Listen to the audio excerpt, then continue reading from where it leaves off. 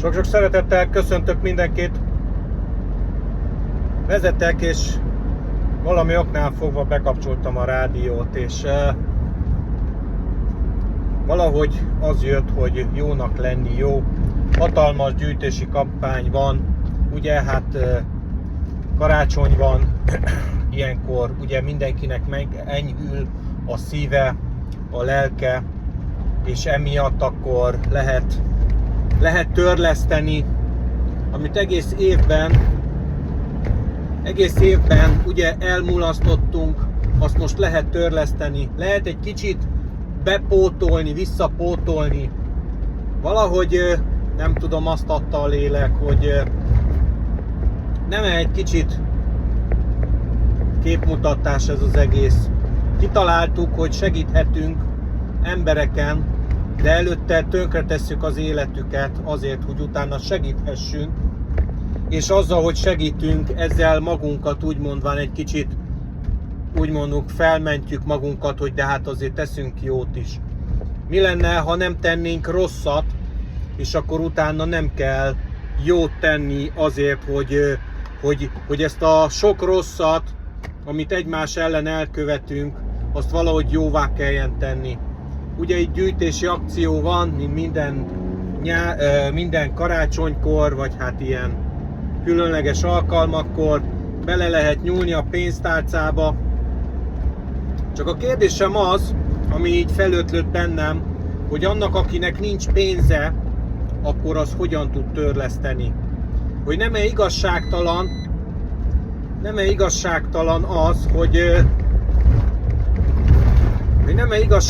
az, hogy csak azt tud ilyenkor adakozni, akinek ugye van pénze, és hát persze el lehet mondani, hogy mindig van egy utolsó fillér, amit oda lehet adni a másiknak, és akkor ettől jobban érezhetjük magunkat, mert hát adni jó, jónak lenni jó, de hányszor vagyunk rosszak, és azt egy dologgal akarjuk valahogy kárpótolni. Nem tudom, hogy ilyenkor például azok az emberek, akik iszonyat pénzt hajtanak be háborúkból, a pusztításból, másoknak az életének a megnyomorításából, hogy azok ilyenkor mit csinálnak? Ők is a zsebükbe nyúlnak, hogy akkor segítsenek a rászorultaknak.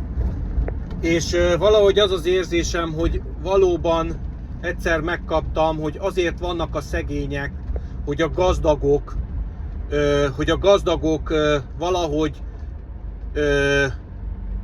feloldozást nyerjenek. Tehát, mert lássuk be őszintén, azzal, hogy odaadunk valakinek akármennyit, akár micskét, azért valamilyen szinten elmondjuk magunkról, hogy hát azért mégse vagyunk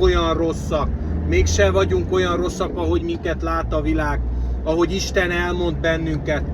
Tehát létrehoztuk azt, hogy valamit elpusztítunk, amiknek van ugye következménye, és utána létrehoztunk egy másik rendszert, amivel magunkat valahogy ki tudjuk mosni, meg tudjuk mutatni, hogy hát azért mégse vagyunk mi olyan rosszak. Nem tudom, emberek, nekem egy kicsit olyan képmutatás ez az egész. Nekem valahogy számomra azt mondja, hogy mi lenne, ha ez a világ nem csinálna rosszat. És persze tudom, hogy ez az egész egy álomkép lenne, de mi lenne, hogyha nem ilyen mindenféle programokat követnénk, hanem például Jézus Krisztus, ahogy elmondta, hogy úgy szeresd fele barátodat, mint saját magadat.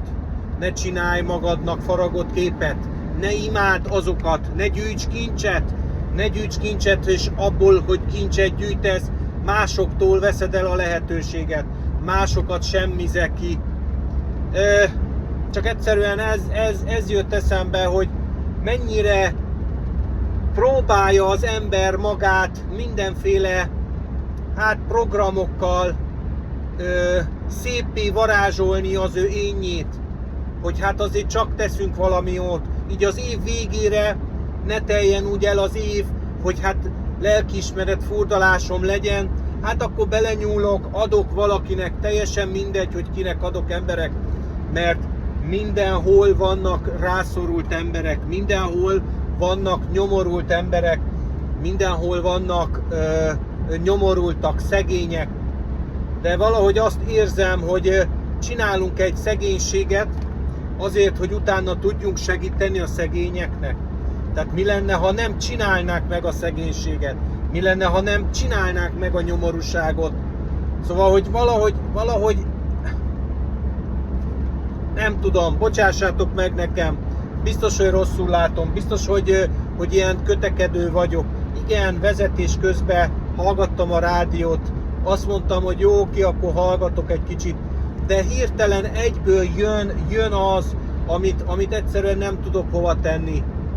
Nagyon szépnek hangzatos szlogennek, jónak lenni, jó, adakozhatunk, mert hiszen az adakozás időszaka van, mi is kapunk, mi is adunk, és hát milyen nagyszerű lények vagyunk, de emberek, mikor mindent pusztítunk, 365 napból, ha azt mondom, hogy 365 napból egy hónap legyen csak, egy hónap, amikor azt mondom, hogy nem pusztítunk, amikor egy kicsit visszafogjuk magunkat, de akkor is 9 hónapon keresztül milyen sok nyomorúságot okozunk, milyen sok nyomorúsággal adunk másoknak, mennyire meg tudunk bántani másokat, milyen könnyen nem is vesszük észre, és milyen jó, hogy létrehozott az ember egy szervezetet, létrehozott az ember ismét egy vallást, jónak lenni jó.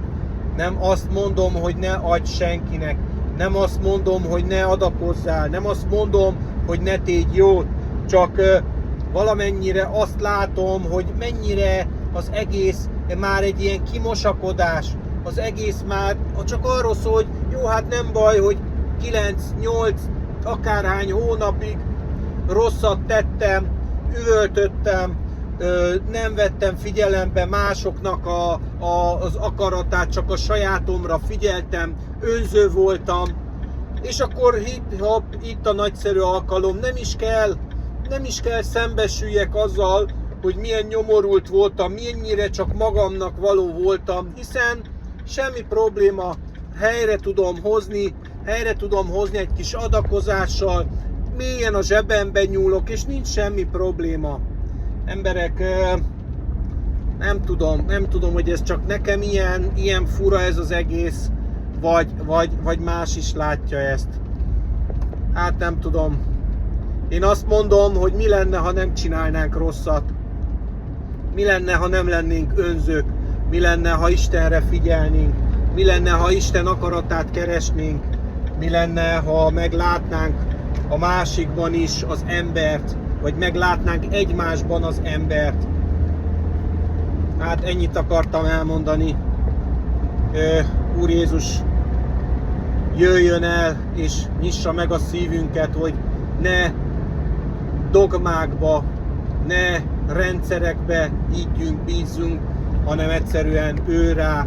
Ő az út, az igazság és az élet. Egyszerűen, ha nincs Jézus Krisztus a szívünkbe, nincs meg az út ami az igazsághoz vezet.